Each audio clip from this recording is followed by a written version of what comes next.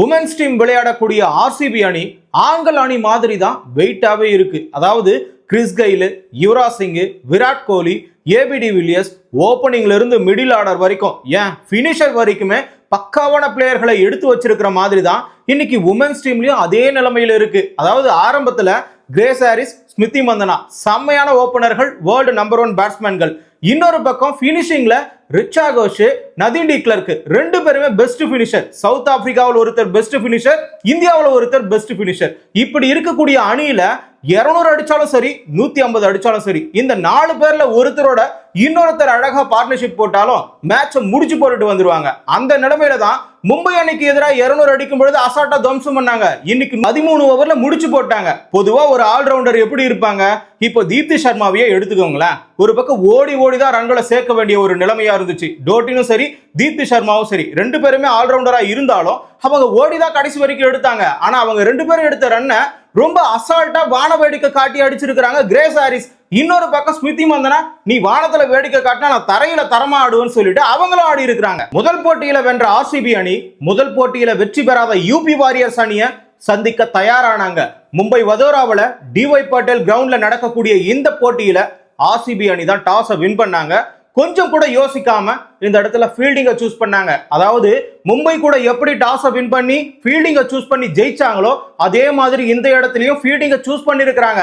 இதற்கான காரணம் as usual எல்லாரும் சொல்ற ஒரே காரணம் தான், இந்தியாவில் நடந்தா பனிப்பொழிவு பொழியும் ஆகிய காரணத்தினாலதான் அவங்க ஃபீல்டிங்கை எடுத்திருக்கிறாங்க. மும்பைக்கு எதிரான போட்டியில லாரன் பெல் 24 பால் வீசி 19 பால் டாட் பண்ணாங்க. T20ல இதெல்லாம் ரொம்ப அதிசயமான விஷயம். அதே தொடக்கத்தை தான் இந்த இடத்துல கொடுப்பாங்கன்ற ஒரு நம்பிக்கையோட இந்த இடத்துல மெக்லானிங், இன்னொரு பக்கம் ஹர்லின் டியோல் ரெண்டு ஓபனர்களுக்கும் பந்து வீச தயாரானாங்க. லாரன் பெல் வழக்கம் போல தன்னுடைய முதல் ஓவர்ல அவுட் ஸ்விங்க வீசி 3 பால டாட்டை வச்சு 3 ரன் தான் கொடுத்தாங்க. இரண்டாவதா லின்சி ஸ்மித் 2வது ஓவரும் 4வது ஓவரும் வீசி மொத்தமா 14 ரன்னை விட்டு கொடுத்திருந்தாங்க. ஆனா லாரன் பெல் அப்படிலாம் கிடையாது. பவர் பிளேக்குள்ளார 3 ஓவரை வீசி இருக்கிறாங்க. அதுல 12 பால டாட் பண்ணி இருக்கிறாங்க. மொத்தமா 11 ரன்னை மட்டும் தான் விட்டு கொடுத்திருக்காங்க. கூடவே ஹர்லின் டியோலோட விக்கெட்டையும் எடுத்திருக்கிறாங்க. வழக்கம் போல யூபி வாரியர்ஸ்ல யார் ஓப்பனிங் இறங்கி இருக்கிறோம்?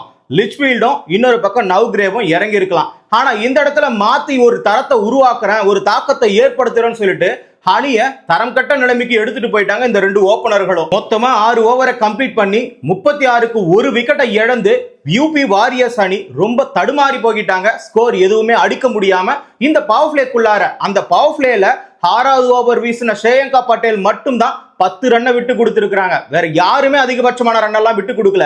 ஏன்னா வீசினது அந்த இடத்துல லாரன் பெல் இருக்கிறாங்க. 3 ஓவர் வீசி இருக்கிறாங்க பவர் பிளேக்குள்ளார. ஆகையினால ரொம்ப கட்டுப்பாடோட வீசி இருக்கிறாங்க. சரி, என்னடா பவர் பிளேல இவ்வளவு கட்டுப்பாடோட வீசுறாங்களே, இதுக்கு மேல இவங்க ரன் அடிக்க முயற்சி பண்ணுவாங்க நினைச்சா 6வது ஓவருக்கு மேலதான் பெரிய பிரேக் த்ரூவே நடந்தது. ஸ்ரேயங்கா பட்டேல் பவுலேக்குள்ளார ஒரு 10 ரன்னை விட்டு கொடுத்திருந்தாலும் அவங்க மேல நம்பிக்கை வச்சு ஸ்மிருதி மந்தனா அகைன் இன்னொரு ஓவரை 8வது ஓவர்ல கொடுத்திருக்காங்க. அப்படி கொடுக்கும் பொழுது அந்த ஓவர்ல முதல் பால்ல விக்கெட் எடுத்திருக்காங்க. அதுவும் யாருடைய விக்கெட்ட? ஓபனரா இறங்கி இருக்கக்கூடிய மெக்லானிங்கோட விக்கெட்ட. அடுத்து வந்த நவ்கிரே வந்த உடனே 4 அடிச்சாங்க. அதற்கடுத்து லிச்ஃபீல்டு 6 அடிச்சாங்க. 6 அடிச்சது போதும்னு நினைச்சாங்களா?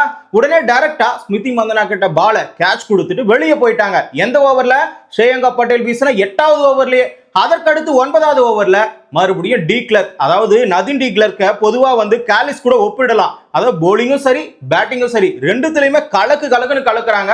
அதாவது இந்தியாவோட ஃபைனல் ஆடுறதுல இருந்து இப்ப வரைக்கும் நதீன் டி கிளர்க் பெஸ்ட் ஆல்ரவுண்டரா தான் இருக்கிறாங்க. ஒரு ஆண்மகன் எப்படி விளையாடுவானோ அந்த மாதிரி தான் இவங்களுடைய திறமையும் அந்த இடத்துல வெளிச்சத்துக்கு வருது. அதாவது தொடர்ந்து அடிச்சுக்கிட்டே இருக்கிறாங்க, தொடர்ந்து போலிங் போட்டுக்கிட்டே இருக்கிறாங்க. வந்த உடனே 9வது ஓவர்ல ஃபர்ஸ்ட் பால்ல நவ்கிரேவை காலி பண்ணாங்க. அதற்கடுத்து ஷெராவத்தை டக் அவுட் ஆக்குனாங்க.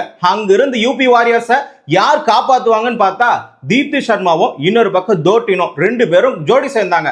அவங்க ரெண்டு பேரும் ஜோடி சேர்ந்து ஆட்டத்தை காப்பாத்தினா மட்டும்தான் யூபி வாரியர்ஸ் இந்த ஆர்சிபி அணியை சமாளிக்கிற அளவுக்கு டார்கெட்டை கொடுக்க முடியும். இல்லனா அவங்களும் ஈஸியா தோத்துட்டு 100 ரன்னுக்கு சுருண்டு போயிடுவாங்க. 10 ஓவருக்கு 56 ரன்னுக்கு 5 விக்கெட் காலி. அதாவது முக்கால்வாசி ஆட்டமே இந்த இடத்துல க்ளோஸ் ஆகிடுச்சு. இவங்க ரெண்டு பேர்ல ஒருத்தரை எடுத்தாலும் ஆட்டம் இந்த இடத்துல முடிஞ்சு போய் 100 ரன்ல சுருண்டு போயிடும். இருந்தாலும் இந்த இடத்துல தீப்தி சர்மாவும் தோத்தினும் ரெண்டு பேரும் செமையா பிளே பண்றாங்க.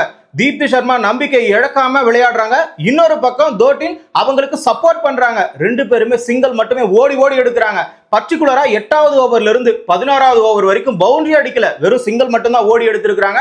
அடிக்கடிக்கு டபுள்ஸ் எடுத்திருக்காங்க. அதுவும் இல்லாம 15வது ஓவர்ல கடவுள் கொடுத்த வர மாதிரி ஸ்ரேயங்கா பட்டேல் உள்ள வந்து 15 ரன் விட்டு கொடுத்திருக்காங்க அந்த ஒரு ஓவர்ல மட்டும். ஆக மொத்தம் இந்த 15வது ஓவரை கம்ப்ளீட் பண்ணும் பொழுது 91க்கு 5 விக்கெட்டை இழந்து எப்படியோ இழந்த அணியை அந்த நம்பிக்கை இழந்து போச்சுல அந்த அணியை எப்படியோ மீட் எடுத்துட்டு வந்துட்டாங்க இந்த தீப்தி சர்மாவும் தோட்டினும். பேலன்ஸ் 5 ஓவர் இருக்குங்க.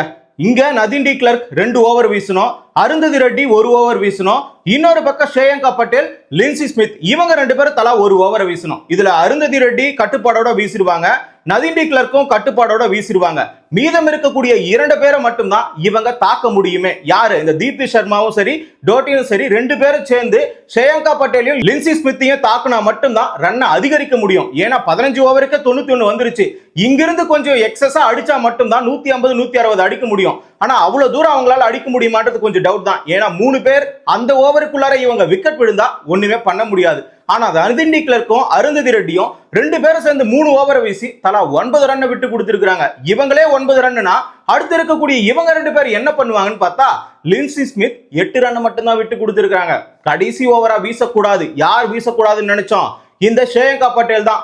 ஏன்னா இவங்க வீசினா கண்டிப்பா ரன் அதிகரிக்கும் நினைச்சுதான் ஸ்மிருதி மந்தனா கடைசி வரைக்கும் எடுத்துட்டு போனாங்க. இடையிலேயே இவங்களுடைய விக்கெட்டை நம்ம பிரிச்சு எப்படியாச்சும் ரன்னை கம்மி பண்ணுவோம், அந்த நேரத்துல ஸ்ரேயங்கா பட்டேலுக்கு கொடுத்தா கொஞ்சம் கட்டுப்பாடோட முடியும்னு சொல்லிட்டு தான் அவங்க நினைச்சிருப்பாங்க, ஐடியா பண்ணிருப்பாங்க. ஆனா அந்த இடத்துல என்ன தெரியுமா நடந்தது? கடைசி வரைக்கும் இவங்க விக்கெட்டையே இழக்கல. கடைசி ஓவர்ல 15 ரன் அடிச்சு 143க்கு எடுத்துட்டு வந்தாங்க. 5 விக்கெட்டை மட்டும் தான் இழந்தாங்க. அதாவது 8வது ஓவர்ல 50 ரன்ல இருந்தது. கடைசியா 143க்கு எடுத்துட்டு வந்து 144 டார்கெட்டை கொடுத்திருக்காங்க. இதுல ஆர்சிபி சைட்ல இருந்து பாத்தீங்கன்னா பக்காவா போலிங் வீசினது நதீன் டி கிளர்க்கும், இன்னொரு பக்கம் ஸ்ரேயங்கா பட்டேல் கண்டிப்பா கிடையாது. 4 ஓவருக்கு 50 ரன்னை விட்டு கொடுத்து 2 விக்கெட் எடுத்திருக்காங்க. 50 ரன்னை விட்டு கொடுத்துட்ட பிறகு 2 விக்கெட் எடுத்து என்ன பிரயோஜனம்? அருந்ததி ரெட்டி 18 ரன் மட்டும் தான் விட்டு கொடுத்திருக்காங்க. லாரன் பெல்லும் 1 விக்கெட்டை எடுத்து 18 ரன்னை விட்டு கொடுத்திருக்காங்க. இன்னொரு பக்கம் நதீன் டி கிளர்க் 27 ரன்னை விட்டு கொடுத்திருக்காங்க, 2 விக்கெட் எடுத்திருக்காங்க. ஆனா இந்த போட்டியில 2 பேரை கண்டிப்பா பாராட்டியே ஆகணும். 70 பாலுக்கு 93 ரன் அடிச்சிருக்காங்க. 50ல இருந்ததை 143க்கு எடுத்துட்டு வந்த பெருமை தீப்தி சர்மாவையும் டோட்டினை மட்டும் தான் சேரும். ஆனா ஆர்சிபி அசால்ட்டா நினைக்க கூடாதுங்க. 200 அழகா சேஸ் பண்ணவங்களுக்கு இந்த 143ன்றது கிரேஸ் ஹாரிஸ், ஸ்மிருதி மந்தனா 2 பேரும் 15 ஓவர் வரைக்கும் நின்னாங்கன்னா அழகா முடிச்சுட்டு போயிடுவாங்க. யூபி வாரியர்ஸ் ஆரம்பத்துல பேட்டிங்ல தான் தப்பு பண்ணாங்க, மாத்தி இறக்குனாங்க. பார்த்தா பவுலிங்லயும் மாத்தி கொடுத்திருக்காங்க. தீப்தி சர்மாவை தேவையில்லாம அழைச்சு அந்த இடத்துல 1 ஓவர்ல 9 ரன்னை விட்டு கொடுத்திருக்காங்க. கிரேஸ் ஹாரிஸ் கொஞ்சம் கூட யோசிக்கல, இவங்க இந்தியாவுடைய நம்பர் 1 ஆல்ரவுண்டர், நல்ல ஒரு பவுலர் அப்படின்னு கூட யோசிக்காம அவங்க ஓவர்ல 2 பவுண்டரி அடிச்சு 9 ரன் அடிச்சிருக்காங்க. ஆனா அந்த முதல் ஓவர்ல போன ரன்னை வச்சு நாம முடிவு பண்ணக்கூடாது. பவர் பிளேல கடைசி ஓவரை பார்க்கும்போது தான் தீப்தி சர்மா கிட்ட கொடுத்ததுதான் கரெக்ட்னு நமக்கே தோண வைக்கும். ஏன்னா அந்த அளவுக்கு 6வது ஓவர்ல 3 4 3 6 ஓவருக்கே 6 பால் தான். ஆனா இந்த இடத்துல நோ பால் 1 போட்டு இன்னொரு வைடு 1 போட்டு மொத்தமா 32 ரன்னை கொடுத்திருக்காங்க, வாரி இறைச்சிருக்காங்க. ஆக மொத்தம் பவர் பிளேக்குள்ளார கிரேஸ் ஹாரிஸ் 22 பாலுக்கு 50 அடிச்சாங்க. இன்னொரு பக்கம் ஸ்மிருதி மந்தனா 19 ரன் அடிச்சாங்க. ஆக மொத்தம் 6 ஓவருக்கு 78 ரன் அடிச்சு எந்த ஒரு விக்கெட்டும் இழக்காம ஆர்சிபி அணி ஆணித்தரமா உச்சத்துல உட்கார்ந்தாங்க. இதுல கூடவே கிராந்தி கவுடேவும் இன்னொரு பக்கம் ஷிகா பாண்டேவும் 2 பேருமே போட்டு இருக்காங்க. அவங்க 2 பேருமே அடிச்சு துவச்சு காய போட்டு இருக்காங்க இந்த கிரேஸ் ஹாரிஸும் ஸ்மிருதி மந்தனாவும். சரி, பவர் பிளே முடிஞ்சு போச்சு, இனி பவரை காட்டாம விளையாடுவாங்க, கண்ட்ரோலா விளையாடுவாங்கன்னு பார்த்தா ஸ்மிருதி மந்தனா வந்த உடனே 2 4 அடிச்சாங்க. சரி, மொத்த பேரும் ஓவர் போட்டாச்சு. லானிங் என்ன பண்ணுவாங்க? மீதம் இருக்கக்கூடிய ஆஷா சோப்ராவை மட்டும் அழைச்சாங்க. எம்மா நீ மட்டுமாவது கண்ட்ரோலா போடுமா, இதுக்கு மேல ஆள் கிடையாது, வேற யாரையும் என்னால கூப்பிட முடியாது. தோத்தினும் 32 கொடுத்துட்டாங்க, கிராந்தி கவுடவும் வாரி இறைச்சிட்டாங்க. ஒரு பக்கம் நம்மளுடைய தீப்தி சர்மாவும் வாரி கொடுத்துட்டாங்க. யாரதான் நம்புறது? இவங்க நம்பலான்னு பார்த்தா இவங்களும் 17 ரன்னை கொடுக்குறாங்க. அதே கிரேஸ் ஹாரிஸ் வானக்க வேடிக்கை மட்டும்தான் காட்டுறாங்க. இன்னொரு பக்கம் ஸ்மிருதி மந்தனா தரையில தரமாடுறாங்க. என்ன பண்றதுன்னு புரியாம, அதாவது 7.5வது பால் எல்லாம் 100 அடிச்சுட்டாங்க ஆர்சிபி அணி. இவங்க 20 ஓவருக்கு இந்த டார்கெட்டை அடிப்பாங்கன்னு பார்த்தா 10 ஓவருக்குள்ள நாங்க முடிச்சுட்டு ஹோட்டலுக்கு போகணும்னு முடிவு பண்ணிருக்காங்க போல. மொத்தமா 10 ஓவரை கம்ப்ளீட் பண்ணும் பொழுது ஆர்சிபி அணி 121 ரன்னுக்கு எந்த ஒரு விக்கெட்டையும் இழக்காம ஆர்சிபி ரசிகர்களுக்கு மிகப்பெரிய ஒரு கொண்டாட்டத்தையே கொடுத்தாங்க. மிகப்பெரிய ஒரு விருந்து தான். காரணம் என்னன்னா, இன்னும் 60 பாலுக்கு 23 மட்டும் தான் அடிக்கணும். 11வது ஓவர்லயே 10 ரன் கிடைச்சு போச்சு. அதாவது தீப்தி சர்மா தான் கொடுத்தாங்க. அடுத்து வந்த ஓவர்கள்லயும் ஒரு விக்கெட் எடுத்துட்டாங்க. எப்படியோ போராடி எடுத்தாங்க, ஆனா யூஸ் கிடையாது. இருந்தாலும் யாருடைய விக்கெட் எடுத்தாங்கன்றதா முக்கியம். ஹர்லின் தியோல் இந்த இடத்துல வாய்ப்பை கொடுத்தோம். கிரேஸ் ஹாரிஸ் அதை கொஞ்சம் வாய்ப்பை பயன்படுத்தாம ஒரு செஞ்சுரி கிட்டவாவது போயிருக்கலாம். ஆனா அந்த இடத்துல ஏமாந்து கேட்ச கொடுத்துட்டு வெளியேறிட்டாங்க. ஆனா சாதாரணமாலாம் வெளியேறல. 40 பாலுக்கு 85 ரன் அடிச்சிருக்காங்க. 5 6 10 4 அடிச்சிருக்காங்க, தரமா அடிச்சிருக்காங்க. மரண பயத்தை யூபி வாரியர்ஸ் பவுலர்களுக்கு காட்டியிருக்காங்க. நீங்கெல்லாம் பவுலர்களா அப்படின்னு சொல்லிட்டு யோசிக்கிற அளவுக்கு ஸ்மிருதி மந்தனாவும் கிரேஸ் ஹாரிஸும் வான வேடிக்கையை காட்டியிருக்காங்க.